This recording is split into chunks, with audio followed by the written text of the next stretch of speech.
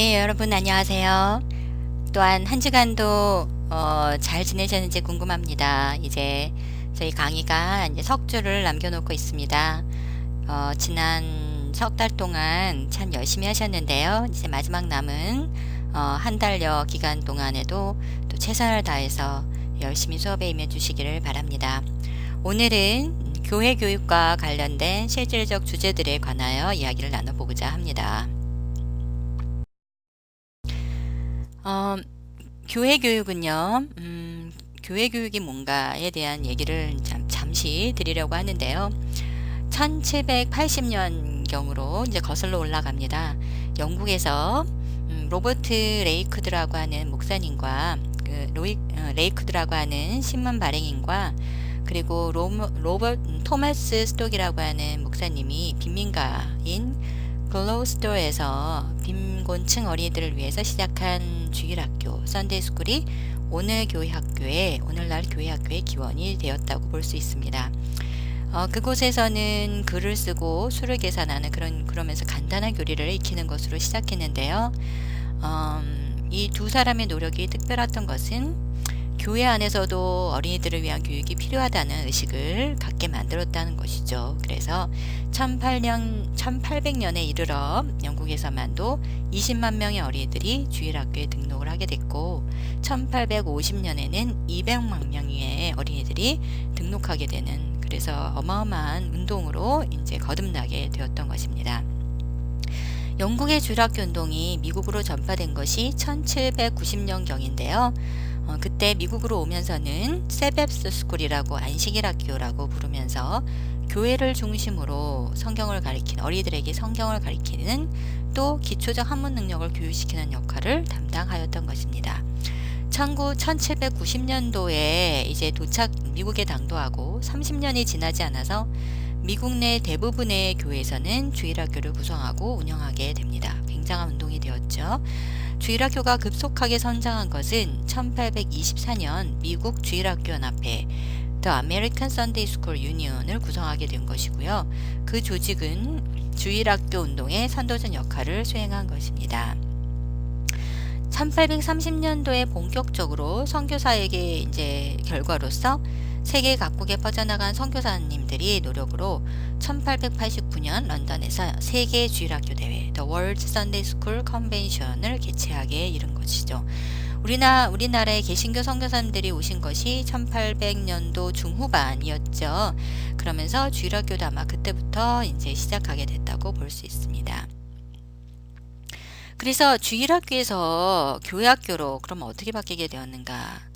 교회학교의 명칭은요, 기독교 교육의 기회가 어린이들에게만 국한된 것이 아니다. 그래서 모든 연령층, 즉 성인과 노령을 포함한 모든 연령층으로 확대시키려는 그런 의지가 담겨져 있다고 하는 의지가 교회학교란 명칭에 담겨져 있는 것입니다. 그래서 성경의 교리뿐만 아니라 성도들의 제자화의 장으로 발전시키려는 노력이 담겨져 있는 것이죠. 21세기에 지금 우리나라의 교회 교육은 어떤 모습일까요? 여러 가지 안타까운 모습이 보여주고 있는데요. 교회 학교의 학생 수가 급격하게 줄고 있고 교사들은 또 탈진 증세를 보이고 있고 교육 자료나 교육 시설들이 낙후되어 있고 적절한 대안이 또한 없고 이러면서 교회 교육이 좀 우울한 상태다라는 것이죠. 특히 입시 위주, 한국 같은 경우에는 입시 위주의 교육이나 또 상업 문화의 영향이 교회 내에 너무 많이 침투해오고 또 여가 생활에 대한 욕구가 많으면서 탈교회화 추세가 있게 되면서 이것이 교회 교육에 더욱더 악영향을 끼치고 있는 것입니다. 이러한 상황을 벗어나게 할 만한 교회 교육의 대학은 과연 무엇인가 라는 그런 고민으로부터 이 이야기는 시작되고자 합니다. 교회 교육은 새로운 변화를 요청받고 있습니다. 그런데 교회 교육에 교회와 목회의 양적 질적 변화와 발전이 많이 지난 몇십 년 동안 이루어졌는데요. 거기에 비해서 가장 변화하지 않고 답습되어 온 것이 교회 교육이라고들 합니다.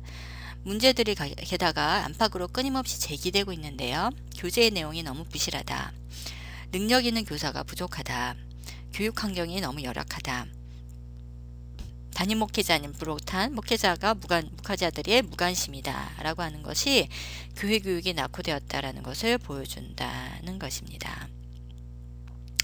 그래서 이러한 문제를 타결하기 위해서 계속 변화하는 환경에 적합한 교재를 제작하고 교사 양성과 재교육 프로그램을 계속 대안으로 내어놓고 교육재정 확충이나 목회자 부모님들의 참여를 유도하는 방안을 지속적으로 내놓았지만 그렇지만 별다른 개선책이 없이 현상 유지가 되어 있는 것처럼 보이는 경우가 많습니다. 그러면 교회 교육은 어떻게 해야 됩니까? 그래서 패러다임의 변화를 이야기해야 된다는 것으로 시작하려고 한다는 것입니다. 탈 패러다임. 탈은 이제 패러다임을 이제 거기서 탈출한다 이런 얘기죠. 그래서 이제 이것을 위해서 기존의 연역적 방법이나 귀납적 방법을 많이 이제 연구할 때 쓰는데요. 연역적은 추상적 원리에서 구체적으로 이야기되는 거고, 귀납적은 구체적인 신뢰에서 추상적 원리를 찾아내는 방법이라면 이 저자, 이 소논문을 쓴 이 저자의 연구 방법은요, 찰스 앤더스 퍼스가 사용한 귀추적 방법이다. 귀추적 방법이란 상상력을 통해 현재의 사고 방식에서 새로운 관점을 찾아 다른 세계로 이동하는 그런 방법을 쓴다는 것입니다. 자, 그래서 이제 탈 패러다임으로 어떤 내용들이 있어야 되는지에 대해서 6가지로 집약해서 이야기해 보도록 하겠습니다. 첫 번째 패러다임을 극복해야 되는 것은 탈목회화입니다. 자, 이 얘기는 뭐냐면 서구의 교회 경우에 선교에서 목회로 이제 집중해 왔죠. 미션에서 미니스트리로 좀 됐고, 유지에서 박물관, 교회를 메인터넌스 유지한다는 차원에서 이제 뮤지엄, 박물관 그런 개념으로 교회가 변화되어 갔습니다. 그래서 교회 학교의 교육이요, 목회란 차원의 어떤 부수적인 역할로 목회에 초점을 맞추면서 내적 강화와 만족을 위한 어떤 도구로 이제 전락되는 경향이 있었던 것이죠. 그래서 교회가 교회 학교와의 관련된 본래 목적을 상실하는 위기를 맞았다. 교회 학교의 교육은 학교라는 형식적 한계와 프로그램이라는 목회적 고려에 집중하게 되면서 하나님의 선교의 본거지가 될 사명이 사라져버린 결과가 된 것이죠. 자, 그 다음에 두 번째로는 탈연령화를 취해야 된다는 것입니다. 이것은 교회 학교의 교육에서 연령적 구별, 그러니까는 뭐 유치부, 뭐 아동부, 뭐 청소년부, 뭐 청년부 이렇게 연령적인 구별이 19세기 말에 공교육에서 하는 것에 그대로 다스해 와서 한 그 산물인 것이에요. 그래서 이렇게 연령을 구분한 근거가 인지적 학습 능력의 기본 기준에 따라서 나눈 것이죠. 그래서 일반 교육의 심리학적 이해가 토대가 되어 있는데요. 교회의 기원을 살펴보면 그 시작부터 어떤 이유로 연령을 구분해 본 적이 없다는 것이죠. 예수님의 가르침은 남녀노소의 차별이 없었고, 예배조차 성인, 청소년, 아동을 나누는 것이 예배의 본질과 예배자의 자격에 대한 몰이에서 온 것이라고 저자는 이야기합니다. 그래서 인지적 기준에 의해서 예배의 가르침의 내용을 구별하는 것은 비성경적이다는 것이죠. 오늘날의 문화 속에서는 낡은 틀이 될 수밖에 없는 거예요. 특히 연령을 구분하는 것이. 소위 연령 파괴를 시도하고 인도자를 중심으로 전도하고 다양한 연령층을 대상으로 양육하는 교회들의 교회 학교가 괄목할 만한 성장을 이룬 것은 탈연령화가 미래의 패러다임이 된다는 것의 증거라고 볼 수 있습니다. 세 번째로는 탈교재화입니다. 지금까지 교회학교 교재는 커리큘럼이라고 불리면서 교회학교의 필수적인 요소로 여겨져 왔는데, 그랬기 때문에 교재가 없는 교육을 도저히 생각해 볼 수 없는 것이죠. 교재가 없이 뭘 가르치냐. 그래서 이제 교재가 없고 교재가 낙후됐다라고 하는 것을 교회학교의 교육의 평가한 축으로 여겨져 왔는데, 실제로는요, 교회 학교의 교재는 성경으로 충분하다는 back to basic, 그 기본으로 돌아가자는 이야기입니다. 모든 교재들은 성경을 잘 이해시키고 가르치기 위해서 만들어진 부교재인 뿐이고 진정한 교재는 성경이라는 것이죠. 그런데 교회학교가 과연 성경을 위한 교재를 썼는가 아니면은 교재를 위해서 성경이 동원되었는가 라고 하는 평가를 해보자는 것입니다. 성경을 진정으로 대하고 하나님의 말씀을 경청하기 위한 내용은 사라지고 어떻게 하면 좀 더 재미있게 지루하지 않게 이렇게 이쪽으로 너무 이제 확대 강조되었다는 아쉬움이 있다. 그래서 교재에 대해 너무 목매이지 말고 교재를 뛰어넘는 글자 없는 교재, 글 있는 교재에서 글자 없는 깨달음을 위한 교재를 고려해 보는 게 어떻겠나라는 이야기입니다. 네 번째는 탈시간화입니다. 교회학교의 교육의 시간은 언제나 주일 성인 예배를 중심으로 설정되어 왔습니다. 그러니까 성인 예배가 성인의 대다수가 드린 예배가 11시 예배면 주일학교도 당연히 11시 예배. 이렇게 시간이 정해져 있는데요. 시간을 정하고 그때만 교육을 하고 그 외의 시간은 자유롭게 방임이다. 이건 물론 아닌 거죠. 우리 신앙이 그런 건 아니기 때문이죠. 예배드리는 시간이 우리 신앙의 본질이지만 예배 외의 모든 시간은 내 마음대로 해라. 그건 아니지 않나요? 그렇죠? 그러다 보니까 교육도 마찬가지예요. 교회의 교육도요. 그 시간만 집중하고 나머지는 아무렇게 해도 괜찮고 교육이 없다, 배움이 없다라는 그런 어떤 이중적인 그 흑백 논리에서 벗어나서 우리 삶의 모든 순간마다 배움이 있고 깨달음이 있고 말씀을 경청할 수 있는 시간이 있고 기회가 있다는 것입니다. 그래서 매일매일 삶의 가운데 실천을 다짐하는 그런 시간에 속박되지 않고 시간이라고 하는 것에 몰입되지 않는 과감하게 시간을 이렇게 시간의 다변화로 학습자를 분산시키면 생동적인 교육이 될 수 있을 것이라는 것이죠. 그래서 기회가 있을 때 말씀을 나누고 배우는 시간이 되자는 이야기입니다. 다섯 번째는 탈공간화를 들 수 있습니다. 공간이라고 하는 게 교회가 본래 건물이 아니라 사람이라는 것은 기본적 확신이지요. 예수님 때도요. 교실이 없었기 때문에 갈릴리 해변에서 가르치셨고 그래서 날아다니는 새를 보시면서 들판의 들꽃을 보면서 백합화를 보면서 예수님은 하나님의 말씀을 가르치셨습니다. 우리도 멋있는 공간이 없기 때문에 교육을 할 수 못한다라는 어떤 그 자포자기 체험적인 그러니까는 그러니까 자포자기하고 그리고 이렇게 낙심하는 그런 생각을 해서 탈피해서 길거리나 공원이나 운동장이나 쇼핑몰이나 어디에서든지 하나님의 말씀을 가르칠 수 있는 그런 역동적인 가르침이 일어나야 하는 것입니다. 건물 안에 찾아온 사람만이 말씀의 대상이 아니라고 볼 수 있죠.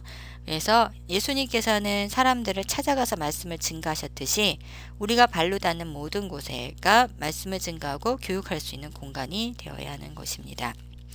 사이버 공간에서도 역시 만날 수 있다는 것입니다. 자, 마지막으로는 탈지식화입니다. 예수님께서는 내가 곧 진리다 라고 말씀하셨습니다. 예수님의 가르치신 교육과 방법을 따르라고 예수님께서 말씀하지 않으셨죠. 바로 이 점이 우리가 본받아야 될 것입니다. 예수님 자신은 삶을 통해서 진리를 말씀하셨습니다. 그렇기 때문에 머리로서 이해하는 가르침이 아니라 삶의 경험으로 이해하는 가르침이 되어야 합니다. 그래서 교회학교 교육은요. 기도를 통한 영성 체험을 목표로 삼아야 하고 하나님과의 대화를 유지하는 영적 의사소통의 통로가 되어야 하는 것입니다. 그 통로로서 하나님에 대해서 배우고 하나님께 가르쳐주는 삶을 살 수 있게 되는 그 통로가 바로 원천이 되는 것이고요.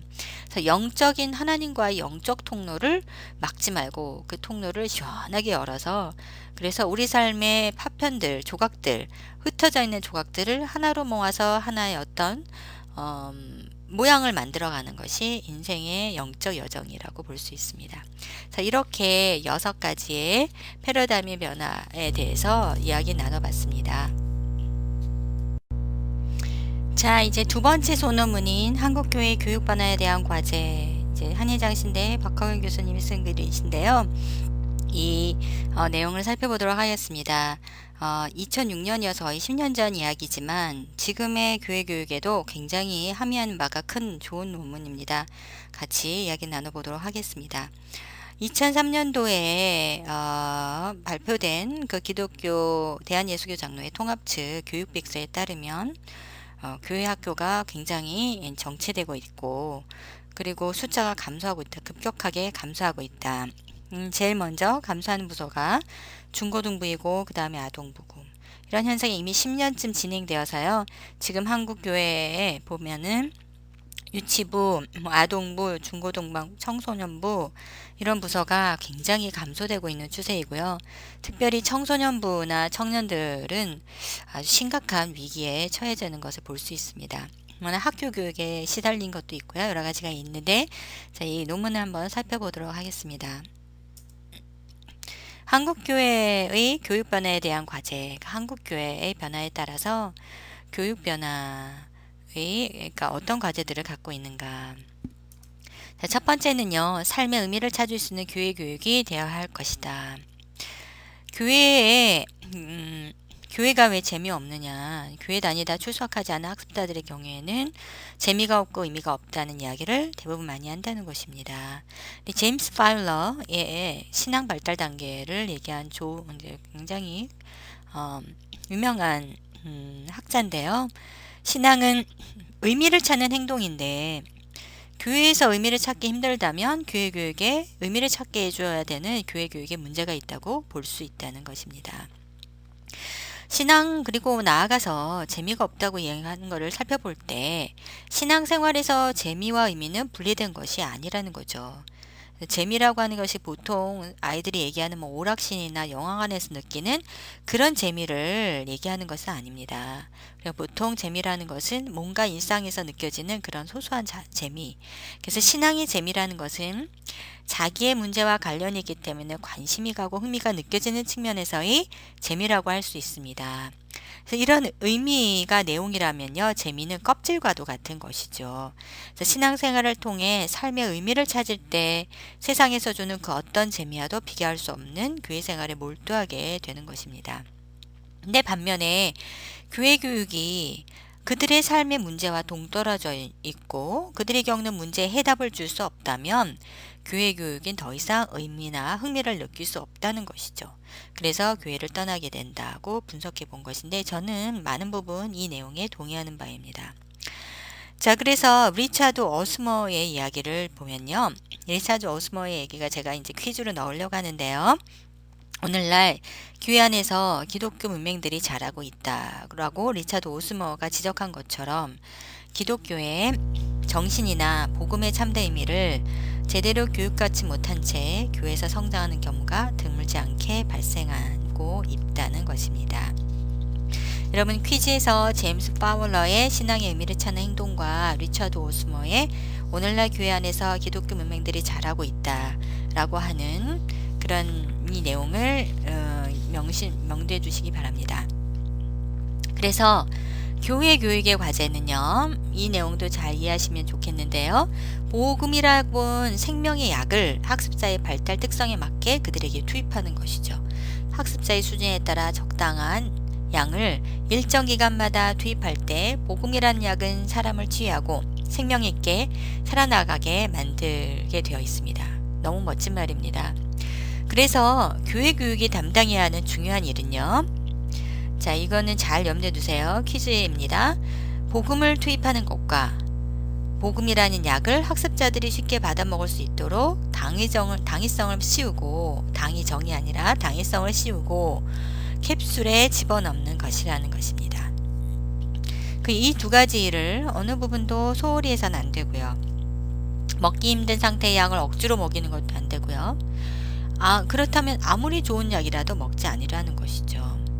근데 먹기 쉽게 하려고 약을 줄이면서 사탕을 준다면 당장은 학습자들이 즐거워할지 모르지만 복음을 살리는 능력을 경험하지 못하고 결국에서는 더 달콤한 것을 향해서 이제 본질과 다르게 이제 추구하게 된다는 것입니다. 지금까지의 교회 교육은 개인의 구원이나 신앙생활에 대한 것이 대부분을 차지했지만, 반면에 학습자가 살아가는 삶의 그 상황이 어떠한지, 고민이 어떠한지, 갈등이 무엇인지, 사회에서 발생하는 많은 문제들을 복음이나 기독교적 가치를 통해 해석하고 판단하도록 이끌어주지 못했습니다. 그래서 교회 교육은요, 흥미를 갖게 만들기 위해선 그들의 삶의 문제 속으로 들어가야 하고 삶의 문제와 긴밀히 연결되어야 합니다. 그럴 때 학습자들이 교회 교육에 대한 의미와 흥미를 갖게 된다는 것입니다. 자, 그러면서 예로 오순절 운동과 해방신학 얘기를 듭니다. 둘 다 이제 좀 다른 신학적 방향이지만, 오순절 운동이 한국 사회에 굉장히 선풍적으로 신앙인들이 이제 선호하고 지지했던 이유는요, 삶의 문제를 다루고 있었다는 것입니다. 가난과 질병의 문제를 중요하게 다루고 있고, 이 부분은 하나님이 어떻게 해결하시나라는 것에 대안을 주었기 때문에 삼박자 운동, 이렇게 삼박자 구원 운동 이런 것이 이단 시대고 있는 상황이지만, 어쨌든 그 당시에는 어려운 가난한 사람들, 아픈 사람들에게 대안이 되고, 그래 열정적으로 하나님께 매어 달리게 되는 적극적 사적으로 가르쳤다는 것이죠. 해방신앙 역시 남미에서 아주 구체화되고 지속되는 가난의 문제를 해결하려는 신학적 대안이었습니다. 어떻게 이 지독한 가난을 벗어날 수 있을까에 대한 제시였기 때문에 열광적으로 선호하게 되었죠. 자, 이 두 신학의 공통점은요, 삶의 문제와 집결되어 있다는 것이고 구체적인 대안을 보여주었다는 것입니다. 그래서 두 신학 운동은 불길처럼 번져나갔고요, 엄청난 사람들이 교회로 몰려들었고 많은 영향력을 행사하였습니다. 이러한 역사적 증언에 귀를 기울여야 합니다. 단순히 복음을 전하는 것 너무 중요합니다. 그렇지만 반복적으로 지겨운 내용을 반복해서 가르치는 것이 아니라, 현대에 살아가는 많은 학습자들의 삶과 문제 속에 드러나는 문제들을 어떻게 해석하고 어떻게 교회가 대안이 되어줄 수 있는가에 대한 고민을 해야 된다는 것이죠. 두 번째, 전인교육 및 사회와 우주를 살리는 교육입니다. 자, 이제는 교육 목적을 정립할 필요가 있습니다. 교회 교육의 목적은 영혼구원에 치중하고 천국을 강조해 왔는데요. 인간은 전인적 존재로서 하나님을 경험하고 전인적 차원에서 복음을 살리는 능력을 경험해야 합니다. 그래서 교회 교육이 영혼의 차원을 넘어서 정서적이고 신체적이고 사회적이고 역사적 차원을 포함한 아주 전인적으로 학습자들의 전인적 차원의 복음 살리는 능력을 경험할 수 있도록 목표로 해야 된다는 것입니다. 그래서 전인 교육인 것이죠. 예, 학습자들은요, 교회에서의 학습자들은 학업이나 진로 문제, 굉장히 고통스러워하고 힘들어하는 삶의 문제들입니다. 이런 문제를 포함한 삶의 모든 영역에서 발생하는 어려움을 돌봐주고요. 또 교회 교육 부서는요, 다른 의미에서 가정에 대화합니다. 이미 한국 폭력화되어 있는 그런 한국 학교의 정서 속에 어떤 안정감을 줄 수 있고 사랑과 보살핌이 되어주는 그런 공간이 되어야 되고요. 그리고 물질 문명과 문화와 그리고 비교 문화, 그리고 외적으로 보여지는 그런 어떤 아름다움이 우상시되어가는 이런 문화적 공간에서 전인적인 삶을 지원하는 기능을 발휘해야 한다는 것이죠. 그러기 위해서는 학교 교육과 가정 교육과 연계성을 갖는 것도 중요하고요. 학교에서 이제 봉사활동 시간 같은 것이 있는데 그것을 교회에서 채워줄 수 있도록 해야 되고, 또 학습자들의 이 아이들이 또는 성인들이 개인의 삶뿐만 아니라 창조 세계를 살리고 사회와 우주 속에 하나님의 나라를 건설하는 어떤 역군으로 살아갈 수 있는 우주적 차원의 교육도 이루어져야 되는 것입니다. 그래서 작은 소명들을 깨닫게 해주고요, 사회와 우주를 살리는 신실한 삶으로 살아갈 수 있도록 이끌어줘야 하는 것입니다. 세 번째로는 지속성과 일관성 있는 교육을 말합니다. 지금까지 왜 교회 교육이 일관적이지 않았나, 두 가지 이유가 있는데요. 두 가지가 퀴즈 내용입니다. 첫 번째는 대부분의 한국교회 교육은 다른 부서와 분리된 채로 부서별로 독자적인 교육을 실시하는 경향이 있었기 때문에 일관성 있는 관점에서 학습자가 지속적으로 신앙이 성장할 수 있도록 교육하지 못했습니다. 타 전도사나 목사님, 교육 목사님이 바뀔 때마다 교육도 바뀌고 방법도 다니고 타 부서와 단절되어서 부서별로 시행되는 교육은 지속성의 문제를 보이게 되겠죠. 두 번째로는요. 왜 일관성 있는 교육을 못했을까? 한 부서 안에서 제시되는 프로그램이 상호 관련성 없이 부서 안에서의 프로그램도 서로 제각기 자파상처럼 이렇게 일관적이지 않게 나열되는 경우가 있다는 것이죠. 그래서 이벤트성으로 한 차례 우하고 끝나버리는, 교육의 목적을 향해서 모든 것이 방향 맞춰주기보다는 중구난방으로 되어서 장기적인 안목이 없이 목적을 망각하고 그리고 근시안적인 목표에 집착하는 그런 단순 행사를 위한 행사들인 문제인 것입니다. 그래서 교회 교육은요, 평생교육 차원에서 발달 단계에 따라 적절한 교육을 부서별로 시행하되 다른 부서와 상호 관련성 있는 연계성을 가져야 한다는 것입니다. 자, 네 번째로는요, 공동체성이 강조되는 교육입니다. 그동안 우리의 교회 교육은 학교식 교육 패러그램으로 실시되었죠. 학교하고 똑같이 가고 있어요. 학교 교육이라는 건 뭐냐면 이제 학교 교육과 신앙 교육을 비교해라는 게 또 퀴즈의 퀴즈의 내용입니다. 잘 들어보세요. 학교식 교육은 교육의 효과를 높이기 위해 학습 능력을 중심으로 학년 또는 학급을 구성하고 세대들을 가능한 세분쉽게 교육하게 한 거죠. 그래서 학교식 교육을 실시하고 있는 우리의 교회 교육은 학년별로 또는 부서별로 세분화해서 같은 연령층에 한정된 교육을 실시하고 있는데, 이런 교육은 기독교 신앙을 효과적으로 전달할 수 없다. 좀 전에 살펴보았던 소노문에도 그런 내용이 있었습니다. 탈연령화. 신앙교육은 뭐냐면 학교의 지식교육과는 달라야 한다는 것입니다. 신앙 공동체 안에서 다양한 세대 간의 교류를 통해서 신앙은 이제 전승되기 때문에 세대 간의 교류가 부족한 교육은 신앙 공동체 전수와 더불어 사는 삶의 기쁨을 맛보지 못하게 하고 세대 간의 분리와 반복을 야기시키는 것입니다.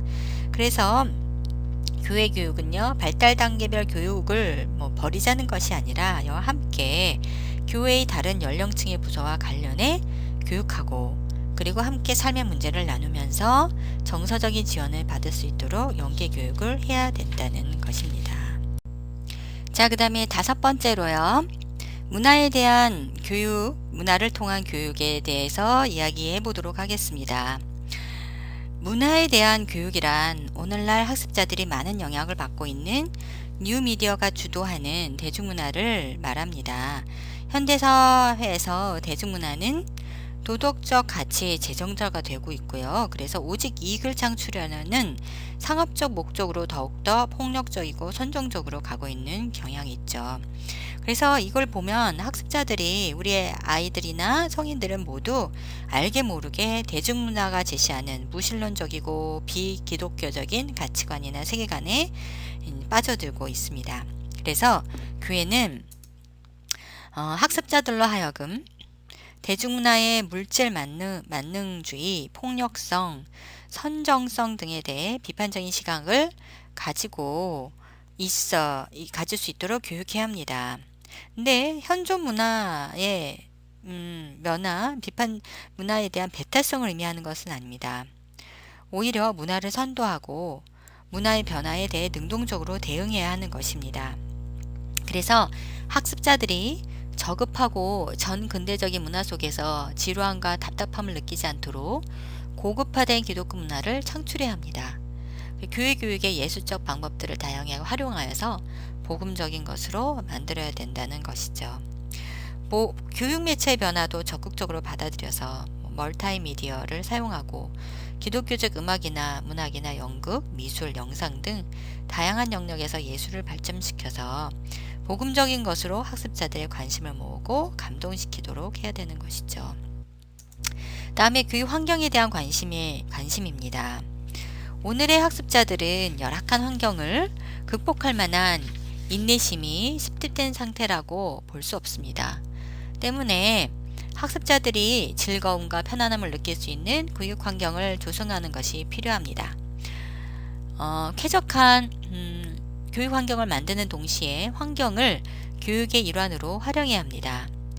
교육 환경은 감추어진 교육 과정으로 이라고 말하고 합니다. 이거 퀴즈 내용입니다. 감추어진 교육 과정은 무엇일까요? 교육 환경입니다. 그래서 정규 교육 과정보다 교육 환경은 더 지대한 영향력을 미치기 때문에 정규 교육을 강화하는 통로가 되고 있죠. 그래서 말로 전하고 귀로 듣는 것보다 보는 것이 훨씬 교육적인 효과가 크다는 것입니다. 세 번째로는 교육 방법의 다양화를 이야기합니다. 교회 교육이 주로 언어를 통해서 이루어지고 있는데요. 진리는 다면적이고 심오한 진리일수록 다양한 측면을 갖고 있고 기독교 신앙도 다양한 차원이 있습니다. 그래서 그것을 가르치기 위해 단순한 방법으로만 제대로는 가르칠 수 없습니다. 기독교 진리의 심오하고 다양한 측면들이 빛을 발할 수 있도록 교육 방법도 다채로워야 합니다. 자, 퀴즈 내용 다시 말씀드립니다. 찰스 포스터의 지적처럼 찰스 포스터가 무엇을 지적했냐면 교회 교육은 교실 안에서만 이루어지는 것이 아니며 심지어 교회에 흩어져 잡담을 나누는 것도 교회 교육의 일부분이라는 것이죠. 그래서 교회 교육은요, 말하고 듣는 경험과 교실 안의 경험을 넘어서 보고 느끼며 체험하는 교육이 되어야 하는 것입니다. 마지막으로 교육 지도자의 전문성 개발입니다. 학교식 교육이 전문성을 가지고 이루어지고 있는데도 불구하고 교회 교육은 반전문가인 교육 전도사나 비전문가인 평신도 교사에 의해서 주도되고 있죠. 그래서 이러한 문제를 해결하기 위해서는 교육 목사, 교육 전도사는 물론이고 교사의 전문성 개발을 위한 교육도 강화해야 합니다. 교회 교육의 미래는 교회 지도자들에게 달려 있죠. 그래서 제임스 스마트의 주장대로, 자, 퀴즈입니다. 제임스 스마트의 주장대로 복음을 오늘의 언어로 해석하기 위해 교육 지도자는 성경 시대와 현대라는 두 시대를 살면서 이것을 연결시키는 작업을 담당해야 하는 것입니다. 한 손에 복음을 들고 한 손에 학습자의 삶을 쥐고 있어야 한다는 것이죠. 그래서 교육 목사, 교육 전도사는 물론이고 전문성 개발을 위한 교육이 강화되어서 복음을 오늘날 삶의 언어로 해석해 복음과 삶을 연결시켜야 하는 것입니다. 자, 이상으로 이번 주의 내용을 강의 내용을 마치겠고요. 제가 강의하면서 퀴즈입니다 라고 하는 부분을 퀴즈 질문이 될 것입니다. 잘 메모해 두셨다가 퀴즈에 쉽게 답하시기를 바랍니다. 한 주간도 승리하시고요. 또 다음 주에 뵙겠습니다. 안녕히 계세요.